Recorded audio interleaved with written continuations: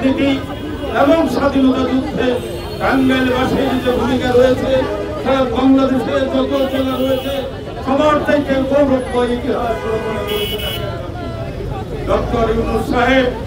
আপনি আজকে interior government হিসেবে আছেন, আপনি প্রধান উপদেষ্টা হিসেবে দায়িত্ব পালন করছেন, আপনাকে আমরা সহযোগিতা করছি। আমরা চাই আপনার মূল দায়িত্ব শান্তিপূর্ণভাবে একটি গণতান্ত্রিক পরিবেশে সুন্দর একটি গণতান্ত্রিক নিরপেক্ষ নির্বাচন প্রতিষ্ঠিত করে আপনাকে বাংলাদেশের মানুষ সম্পদ মনে করে সম্পদ হিসাবেই আমরা আপনাকে বিদায় দিতে চাই।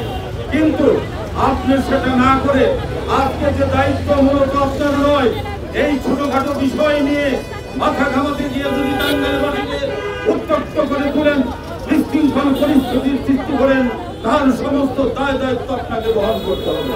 আপনাকে মনে করতে হবে প্রকৃতিগতভাবেই সমস্ত কিছু ভাটির দিকে যায়। আমরা কখনোই টাঙ্গাইল ঢাকা বিভাগ থেকে আমরা উজিয়ে ময়মনসিংহে যাব না।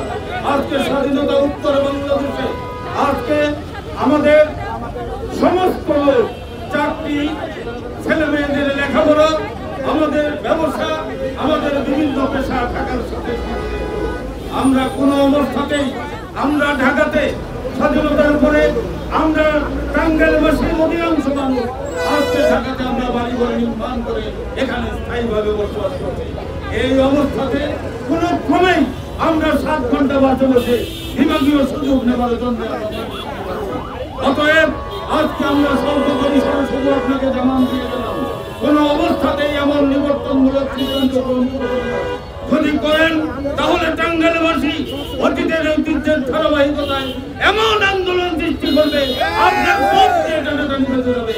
আজকে দেশ শান্তি চাই না, আমরা চাই সম্মানের সাথে একটা গণতান্ত্রিক পরিবেশে নির্বাচনকে সুষ্ঠুভাবে উদযাপন করে আপনি আমাদের সম্মান নিয়ে দোয়া নিয়ে বিদায় হন।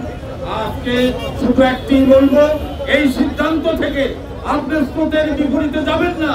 প্রকৃতি স্রোতগতভাবে আজকে ফাটিতে যায়, কাজেই আপনি আমাদেরকে উঠিয়ে দিয়ে আমাদেরকে উত্তপ্ত করবেন না।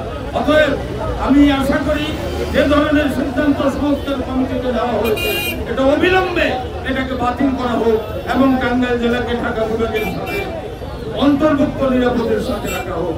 আপনাদের সবাইকে